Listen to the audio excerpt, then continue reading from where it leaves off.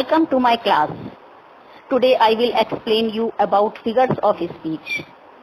Figures of speech means अलंकार. बच्चों, जो काम हिंदी में अलंकार का होता है वही काम इंग्लिश में फिगर्स ऑफ स्पीच का है. जिस प्रकार आभूषण शरीर की शोभा बढ़ाने के लिए पहने जाते हैं, उसी प्रकार भाषा को सुंदर बनाने के लिए अलंकार यानी फिगर्स ऑफ स्पीच का यूज किया जाता है. जो जैसे इसकी डेफिनेशन है, a figure of speech is a deviation from the ordinary use of words with a view to increase their effect. As it is clear from its definition, figure of speech साधारण बोलचाल के शब्दों से different है. इसका उद्देश्य भाषा को इफेक्टिव, इम्प्रेसिव यानी आकर्षक बनाने के लिए किया जाता है. वैसे तो बच्चों, there are hundreds of figures of speech in English. But in your syllabus there are only 7 figures of speech which are given here. First, simile. Second, metaphor. Third, personification. Fourth, apostrophe. Fifth, oxymoron. Sixth, hyperbole. And seventh, onomatopoeia. तो बच्चों, आज हम इन्हीं figure of speech के बारे में detail में पढ़ेंगे. First, we will study about simile. Simile means upma. A simile is a comparison between two objects of different kinds which have at least one point in common. The words as and like are used for comparison. तो simile जो है एक प्रकार का comparison है, तुलना है दो different टाइप की दो वस्तुओं के बीच में जिनसे कम एक गुण कॉमन होना चाहिए, एक क्वालिटी कॉमन होनी चाहिए. दोनों वस्तुएं डिफरेंट जाति की होनी चाहिए और एज लाइक वर्ड्स यूज्ड होते हैं कंपैरिजन के लिए. जैसे देखिए एग्जाम्पल्स में, I wandered lonely as a cloud. मैं टहला, मैं भटका अकेला एक बादल की तरह. तो इसमें जो है भटकने को बादल के मूवमेंट से कंपेयर किया जा रहा है और एज वर्ड यूज्ड हुआ है कंपैरिजन के लिए. सेकेंड एग्जाम्पल में, life is like a dream. जीवन एक सपने की तरह है. जीवन को सपने से कंपेयर किया जा रहा है, जीवन को सपने की तरह बताया जा रहा है. Like word has been used here for comparison. In third example, Rana Pratap was as brave as a lion. Rana Pratap उतने बहादुर थे जितने कि एक शेर. तो राणा प्रताप की बहादुरी की तुलना जो है वो शेर से की जा रही है. फोर्थ में, we bear her along like a pearl on a string. कि इसमें वी आया है पैलन क्वीन बेरर्स के. ये आपकी पैलन क्वीन बेरर्स पोएम का से एक लाइन ली गई है जिसमें वी जो यूज़ हो रहा है, जो कि पालकी ले जाने वाले हैं वो पालकी को बता रहे हैं. हर यूज़ हो रहा है पालकी के लिए कि हम इसको लिए हुए हैं उसी तरह से जैसे धागे से लटकता हुआ मोती. तो पैलन क्वीन के पालकी के मूवमेंट को लटकते मोती से कंपेयर किया जा रहा है. Like word has been used here for comparison. In fifth example, she is as fresh as dew. वो उतनी फ्रेश है जैसे कि एक ओस. तो इसमें फ्रेशनेस की तुलना की जा रही है ओस की बूंद से और एज वर्ड यूज़ हुआ है कंपैरिजन के लिए. Now we come to the second figure of speech, metaphor. Metaphor means रूपक. In metaphor, the thing compared are treated as one and the same. The words of comparison as and like are not used. Metaphor भी एक प्रकार की simile है. इसमें भी comparison होता है, परंतु as like words are not used for comparison. इसमें comparison की जाने वाली दोनों वस्तुओं को एक ही मान लेते हैं. जैसे देखिए एग्जाम्पल में, फर्स्ट एग्जाम्पल में, the news was a dagger to his heart. ये जो न्यूज़ थी, ये समाचार था, उसके हृदय के लिए एक खंजर था. खंजर की तरह नहीं था बल्कि उसको खंजर ही बता दिया गया. यानी ये समाचार, ये न्यूज़ जो है उसके हृदय को चुभ गई खंजर की भांति. तो भांति लाइक वर्ड ना यूज़ हुआ है और ना ही एज वर्ड यूज़ हुआ है, बल्कि न्यूज़ को खंजर ही डैगर बताया गया है. In second example, life is not a bed of roses. जीवन जो है फूलों की सेज नहीं है. मतलब जीवन जो है वो एक हमेशा कंफर्टेबल नहीं होता. तो जीवन को बता रहे हैं कि not a bed of roses, फूलों की सेज नहीं बताया गया है, फूलों की सेज की तरह ना बता के कह रहे हैं कि फूलों की सेज नहीं है। थर्ड में friendship is a sheltering tree, मित्रता जो है एक आश्रय देने वाला पेड़ होता है। शेल्टरिंग ट्री माने शरण देने वाला। तो ये कह रहे हैं कि ये मतलब मित्रता जो है हमको रिलीफ देती है, शरण देती है, देने वाला जो है एक पेड़ की तरह नहीं बताया गया, बल्कि कह रहे हैं मित्रता जो है एक शरण देने वाला पेड़ है। Life is but a walking shadow, जीवन जो है एक चलती फिरती छाया है। तो इसमें जीवन को चलती फिरती छाया की तरह ना बता के चलती फिरती छाया ही बताया गया है। In the fifth example, the camel is the ship of the desert. Camel माने ऊँट को बताया गया है रेगिस्तान का जहाज। रेगिस्तान के जहाज की तरह ना बता के कह रहे हैं कैमल जो है वो रेगिस्तान का जहाज है। तो इसमें कैमल को एक जहाज ही बता दिया गया है। तो इन सारे सेंटेंसेस में मेटाफॉर यूज़ हुआ है। Now third figure of speech is personification. Personification means मानवीकरण। In personification, lifeless objects and abstract ideas are thought of as persons having life. Personification figure of speech में निर्जीव चीज़ें, lifeless objects माने जो निर्जीव चीज़ें हैं, abstract ideas माने अमूर्त भाव और विचार, मीन्स इमोशंस, या जो जिनका कोई रूप नहीं है, उनको इस तरह से पेश किया जाता है जैसे कि वो लिविंग बीइंग हैं, कि वो व्यक्ति हैं। उनको इस तरह से हम प्रस्तुत करते हैं जैसे कि उनमें जीवन है। एग्जाम्पल्स, जैसे फर्स्ट एग्जाम्पल है opportunity knocks at the door but once. Opportunity means सुअवसर। सुअवसर जो है मनुष्य के दरवाजे पर खटखटाता है केवल एक बार, यानी सुअवसर हमारे जीवन में बार बार नहीं आते। Second, anxiety is sitting on her face. चिंता उसके चेहरे पर बैठी थी, यानी उसका चेहरा चिंतित था। तो इसमें एंग्जाइटी को इस तरह से रिप्रेजेंट कर रहे हैं जैसे कि कोई वो व्यक्ति हो। अपॉर्चुनिटी को इस तरह से इन्होंने बताया है जैसे कि वो कोई व्यक्ति हो जो खटखटा रहा हो। In the third example, love is blind, प्यार अंधा है।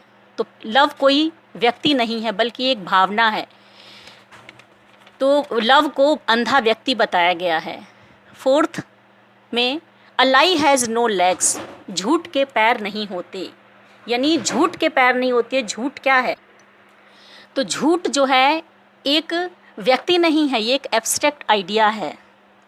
इसके कह रहे हैं यानी झूठ से कोई बच नहीं सकता, वो पकड़ा जाता है। पांचवा, let not ambition mock their useful toil. इसमें कह रहे हैं एम्बिशस पर्सन्स के लिए बोला जा रहा है कि एम्बिशन को हंसना नहीं चाहिए, उपहास नहीं बनाना चाहिए उनके लाभपूर्ण परिश्रम के लिए। उनके इसमें जो है बताया जा रहा है कि जो गरीब लोग हैं उनके जो लाभपूर्ण परिश्रम उन्होंने जो किया है जीवन भर, उनके ऊपर एम्बिशस लोगों को मजाक नहीं उड़ाना चाहिए। Now we come to the fourth figure of speech, apostrophe. Apostrophe means संबोधन. An apostrophe is a direct address to the dead, to the absent or to a personified object or idea. Apostrophe जो है वो एक मृत व्यक्ति के लिए, या एब्सेंट जो कि अनुपस्थित हो व्यक्ति, या पर्सोनिफाइड ऑब्जेक्ट और आइडिया मीन्स मानवीय गुणों वाली वस्तु या विचार के प्रति सीधा संबोधन है। इनको हम संबोधित करते हैं। इसकी पहचान जो है एपोस्ट्रॉफी की बहुत आसान है, क्योंकि इसमें एक्सक्लेमेशन मार्क का यूज़ होता है या कॉमा का। जैसे एग्जाम्पल देखिए, फर्स्ट में O liberty why are you so dear. O liberty ये एक एब्स्ट्रैक्ट नाउन है, पर्सोनिफाइड आइडिया है। तुम मुझे स्वतंत्रता, तुम मुझे आज़ादी, तुम मुझे क्यों इतनी प्यारी हो। एक्सक्लेमेशन मार्क का यूज़ हुआ है। सेकंड, ओ डेथ कम सून, हे मृत्यु जल्दी आओ। मृत्यु भी एक एब्स्ट्रैक्ट नाउन है और उसको जल्दी आने के लिए कहा जा रहा है। Third, O Julius Caesar, thou art mighty yet. अब जूलियस सीजर एक डेड पर्सन है, तो उनके लिए कह रहे हैं जूलियस सीजर तुम अभी भी इतने शक्तिशाली हो। Fourth, O life I know not what thou art. मैं नहीं जानता कि तुम्हारी क्या कला है। ओ लाइफ, लाइफ भी क्या है, एक पर्सोनिफाइड आइडिया है, तो कह रहे हैं ओ लाइफ मैं नहीं जानता कि तुम्हारी क्या कला है। Now we come to the fifth figure of speech, oxymoron. Oxymoron means विरोधाभास। In this figure of speech, two opposite qualities are added to the same thing. यानी इस फिगर ऑफ स्पीच में दो विरोधी ऑपोजिट मीनिंग वाले शब्दों या phrase को एक ही एक्सप्रेशन या स्टेटमेंट में रख दिया जाता है। यानी दो विरोधी क्वालिटीज़ को, ऑपोजिट क्वालिटीज़ को एक ही सेंटेंस में हम यूज़ करते हैं। जैसे एग्जाम्पल्स देख रहे हैं, पहला एग्जाम्पल है एंड हैविंग नथिंग ही हाथ ऑल। कुछ ना होते हुए भी उसके पास सब कुछ है। एक तरफ बता रहे हैं हैविंग नथिंग, उसके पास कुछ नहीं है, दूसरी तरफ बताया जा रहा है ही हैथ ऑल, उसके पास सब कुछ है, यानी उसके पास सेटिस्फैक्शन है। वर्डली पोजेशंस ना होते हुए भी उसके पास सब कुछ है, यानी वो सेल्फ सेटिस्फाइड है। Second, he is ideally busy these days. वो आजकल कुछ ना करते हुए भी बिजी है इन दिनों, यानी वो कुछ नहीं कर रहा है, बेकार है।